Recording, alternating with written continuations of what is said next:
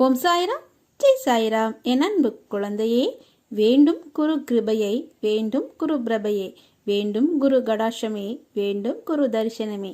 குருவை போற்றுவோம், குருவின் பாதம் பணிவோம், குருவின் ஆசிகளை நாம் பெறுவோம்.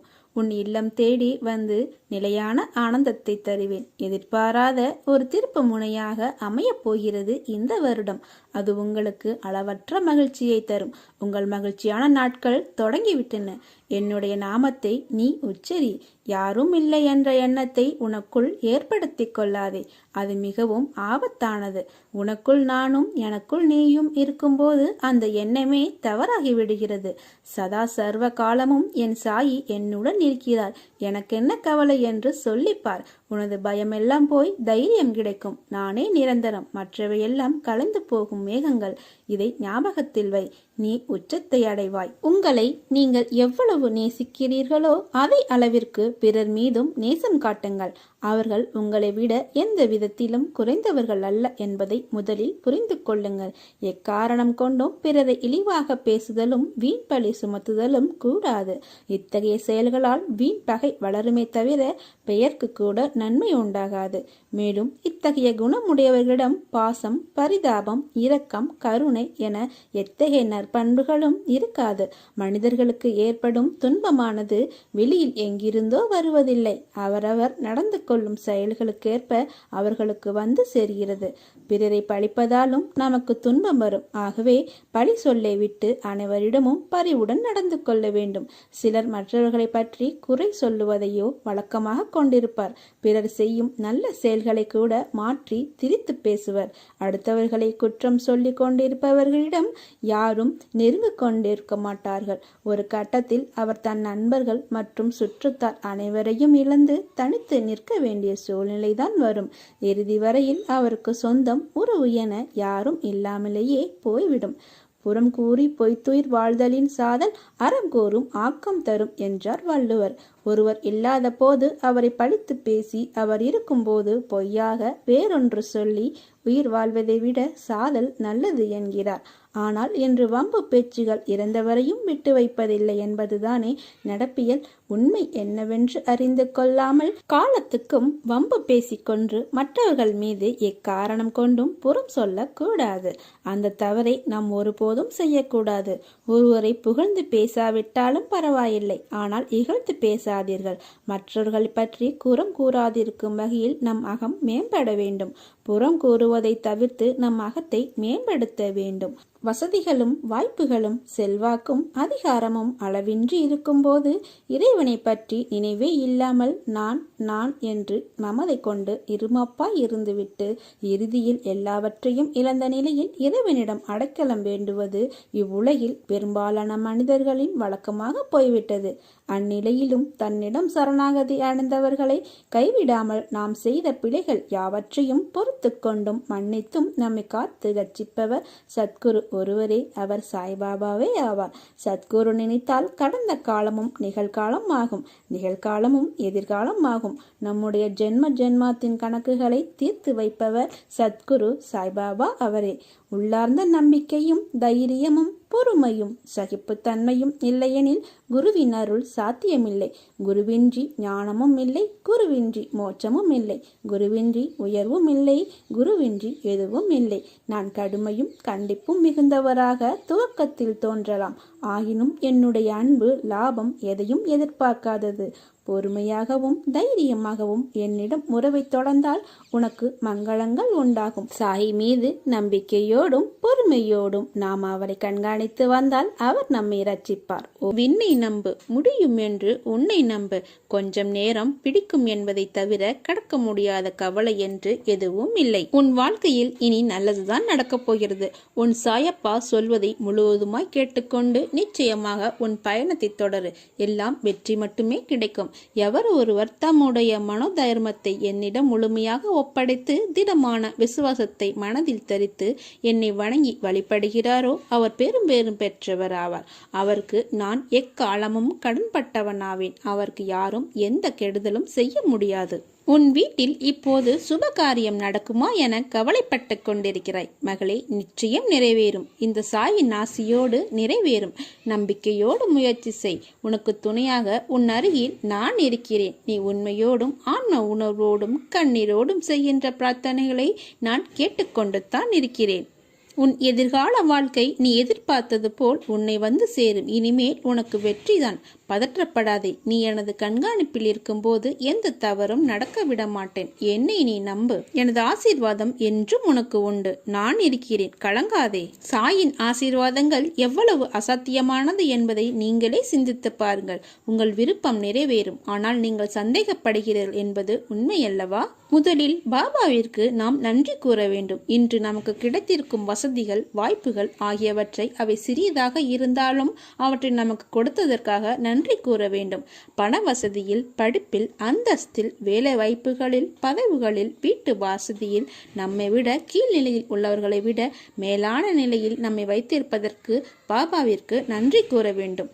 எத்தனையோ குருமார்கள் இருந்த போதிலும் அவரிடம் நாம் நம்பிக்கை வைத்து அவரை வழிபட வைத்ததற்காக அவருக்கு நாம் நன்றி கூற வேண்டும். உன் வாழ்க்கை புதுப்பிக்கப்படும் நேரம் வந்துவிட்டது. இன்று முதல் உன்னுடன் நான் வந்துவிட்டேன். உன் கடமையை செய். நான் இருக்கிறேன். உன்னோடு நான் இருப்பேன். ஆனந்தமாய் நீ இருப்பாய். பொறுமையோடும் நம்பிக்கையோடும் இரு. விரைவில் நல்ல மாற்றங்கள் நிறைந்த மகிழ்ச்சியான வாழ்க்கையை அமைத்து தருகின்றேன். நீ விரும்பிய வாழ்க்கை வாழப்போகிறாய். உன்னோடு நான் இருப்பதை உணர்ந்து கொள்ளும் நேரம் வந்துவிட்டது. உன் கண்ணீரை துடைக்கத்தான் நான் உன் வாழ்வில் நுழைந்தேன். நீ என்னிடமே வந்து அழுகிறாய். நீ கேட்கவே வேண்டாம். உன் விதவைகள் நான் அறிவேன். அதற்கான கால நேரத்தில்தான் நான் உனக்கு தர முடியும். சற்று பொறுமையுடன் காத்திரு. நீ எந்த வேண்டுதலையும் என்னிடம் வைக்க தேவையேற்காது. உன்னை காப்பது என்னுடைய பொறுப்பு. உனக்கென்று உரிய ஒன்று உன்னை தேடி தானாகவே வரும். ஒரு நன்மையும் நடக்காத என்று ஏங்குகிற உன் வாழ்வில் நான் அற்புதம் செய்ய போகிறேன். மனதில் உள்ள குழப்பங்களை எண்ணி கவலை வேண்டாம். எல்லாம் சரியாகிவிடும். இனி உன் வாழ்க்கை சந்தோஷமாகும். என் மீது நம்பிக்கையுடன் இருப்பவர்களை நான் என்றும் கைவிட மாட்டேன்.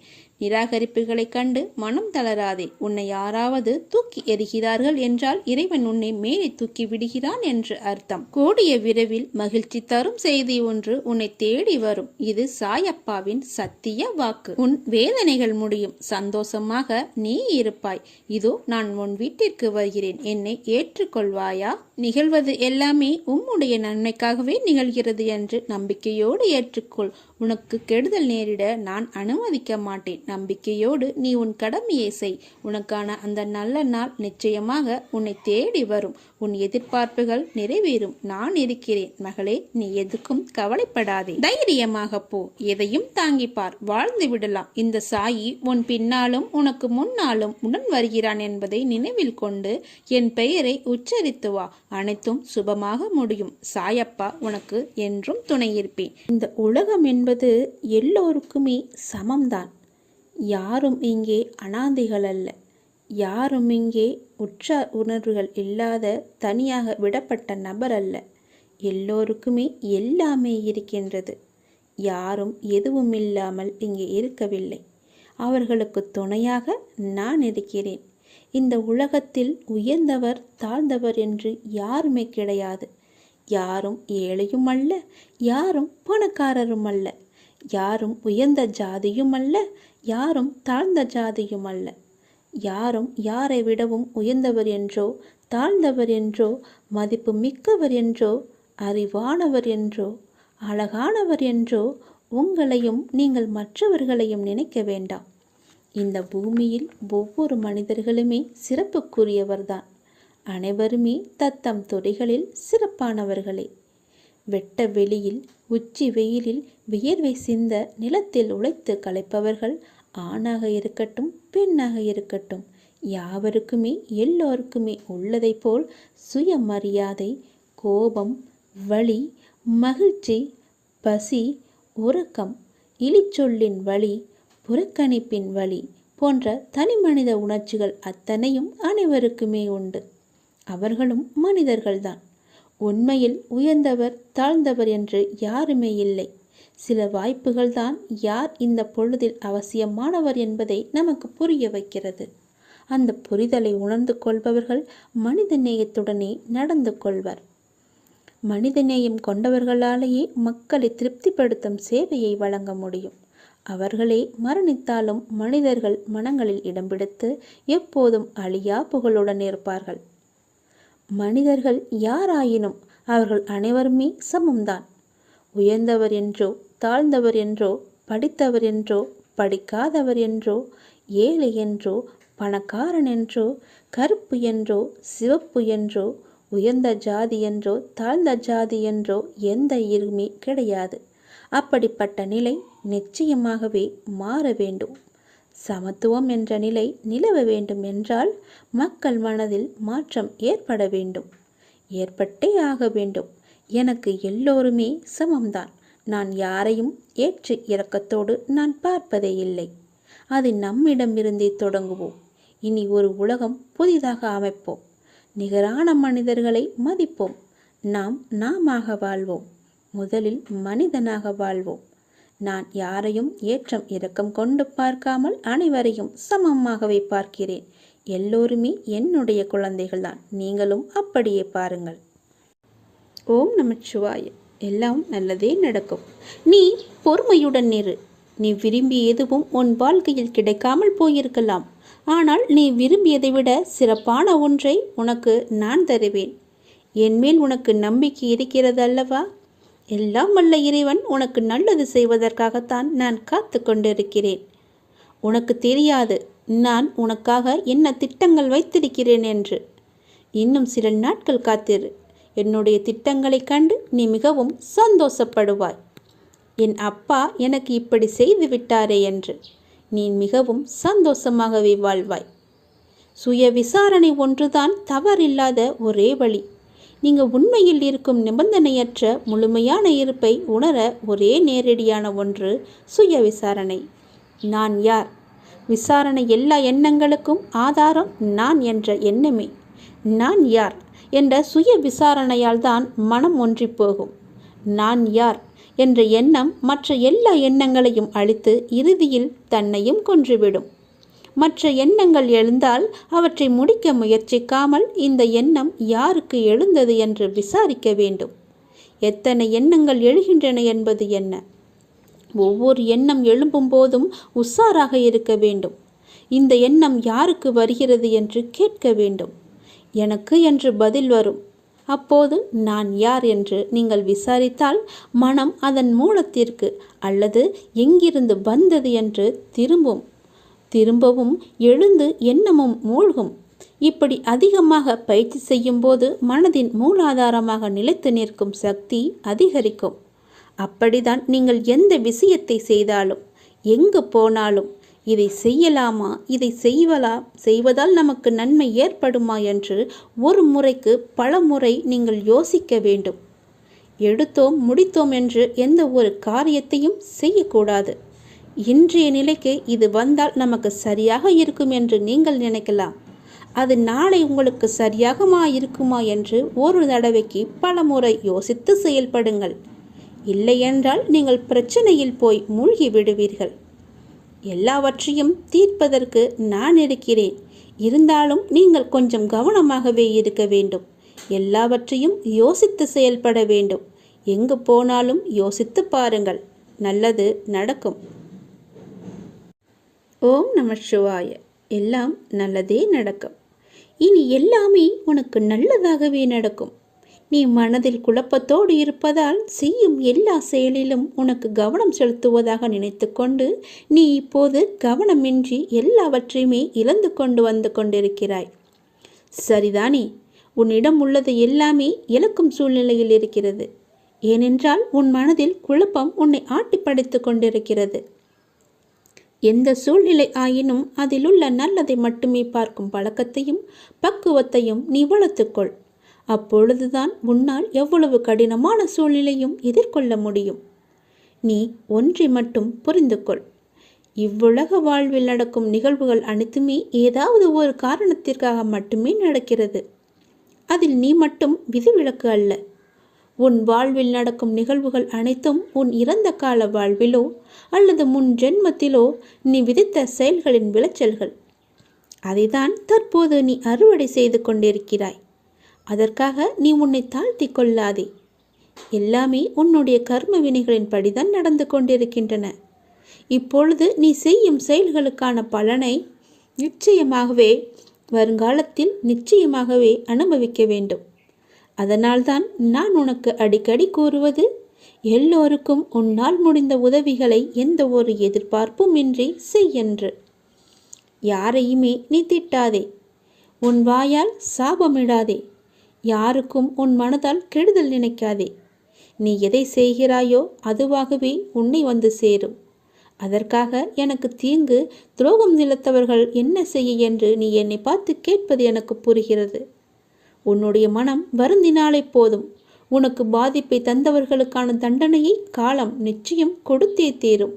உன் அப்பா நான் பார்த்து கொண்டு சும்மா இருக்க மாட்டேன். எல்லாமே உடனுக்குடன் நடக்க வேண்டும் என்று மட்டும் நினைக்காதே. தாமதமாயினும் என்றுமே தர்மமே வெல்லும். எனவே எந்த நேரத்திலும் நேர்மையாக சிந்திக்கவும் செயல்படவும் நீ தொடங்கு. அதுதான் உனக்கு உன் லட்சியத்தை அடைய செய்யும். என் வார்த்தைகள் மீது நம்பிக்கை வை. உன் அப்பா செய்வது எல்லாமே உன்னுடைய நன்மைக்காகவே. இந்த சிவனின் வாக்கு என்றுமே பவைக்காது. சிவன் செய்தால் எல்லாம் நல்லதாகவே நடக்கும். உன் அப்பா நான், எல்லாவற்றையும் நானே பார்த்து கொள்கிறேன். வாழ்வில் உனக்கான தேடல் நிச்சயம் கிடைக்கும். அதற்காக உன்னுடனே நான் துணை நிற்பேன். நீ எதற்குமே கலங்காதே. உன் தேடல் எதுவோ அதை நோக்கி நீ பயணப்பட்டு கொண்டே இரு. என் துணை நிச்சயமாக உனக்கு இருக்கும். உன் கண்ணில் வடியும் கண்ணீரை துடைக்க நானே வருவேன். நானே உனக்கு துணையாக இருப்பேன். நீங்கள் சற்று திரும்பி பாருங்கள். உங்களை கஷ்டப்படுத்திய நாட்கள் எல்லாம் கற்றுக் கொடுத்த நாட்கள் என்று உங்களுக்கே தெரிய வரும். அத்தகைய அனுபவங்களை சேகரித்து வையுங்கள். இனி வரும் நாட்களில் எச்சரிக்கையோடு செயல்பட அதுவே உங்களுக்கு உதவியாக இருக்கும். கவலைப்படுவதற்கு காரணங்களை தேடாமல் ஒவ்வொரு நிகழ்விலும் உள்ள யதார்த்தத்தை எண்ணி மகிழ்ச்சியாக இருக்க பழகி கொள்ளுங்கள். எந்த சூழ்நிலையிலும் முயற்சியை மட்டும் கைவிடாதீர்கள். விதியின் பயனில்லை என்றாலும் முயற்சியின் பலன் கட்டாயம் உண்டு. காலில் மிகச்சிறிய முள் குத்தி இருந்தால் கூட எவ்வாறு விரைவாக ஓட முடியாதோ அதே போல உங்கள் மனதில் சிறிய சிறிய பிரச்சனைகள் உங்கள் செயல்பாட்டு திறனை பாதித்தால் நீங்கள் பெரிய வாய்ப்புகளை உரிய தருணத்தில் சரியான முறையில் பயன்படுத்தி வெற்றி காண முடியாது. எனவே சிறு பிரச்சனைகளுக்கு முக்கியத்துவம் தராமல் அப்பிரச்சனைகளுக்கு உடனுக்குடன் தீர்வு கண்டு நமது மனதை மிகவும் அமைதியான முறையில் வைத்துக்கொள்வது நமக்கு விரைவிலேயே வெற்றியை ஈட்டித் தரும். வாழ்க்கை முடிவற்ற சாத்தியங்கள் நிறைந்தது. நன்மைகளை அறுவடை செய்ய சரியான நேரத்தில் சரியானதை செய்யுங்கள். கடும் உழைப்பு என்பது ஒரு சந்தோஷம். அதை செய்து கொண்டே இருக்க வேண்டும். வெகு நிச்சயமாய் ஏதோ ஒரு கணத்தில் அந்த கிரீடத்தை தலையில் வைக்கும். அந்த கணம் யாருக்கும் கிரீடம் என்று தெரியாது. ஆனால் உழைப்பவர்களுக்கு கிரீடம் நிச்சயமாகவே உண்டு. ஒருபோதும் உழைப்பவர் தோற்று போக மாட்டார். உழைப்பவருக்கே உழைப்பின் அருமை தெரியும். ஆகவே உழைப்பதை ஒரு வைராக்கியமாக கொண்டு உழைத்து வெற்றி பெற்று நீங்கள் வாழுங்கள். இந்த அப்பாவின் துணை உங்களுக்கு எப்போதுமே இருக்கும். என் அனுக்கிரகத்தால் இந்த பிறவியில் என்னை நீ ஆராதித்து கொண்டிருக்கிறாய். அப்படி என்னை வணங்கும் அவகாசம் உனக்கு கிடைத்ததே ஒரு பெரிய யோகம். நீ இப்பிறவிக்கு சாட்சி. நான் உன் பூர்வ ஜென்மங்கள் அனைத்திற்குமே சாட்சியாக இருப்பேன். நீ எதை பற்றியுமே கவலைப்படாமல் உன்னுடைய இலக்கு எதுவோ அதை நோக்கி நீ பயணப்பட்டு கொண்டே இரு. உன் இலக்கில் எந்த ஒரு கெடுதலும் வராமல் எந்த ஒரு தடையும் வராமல் நான் பார்த்து கொள்கிறேன். என் துணை உனக்கு எப்போதுமே உண்டு.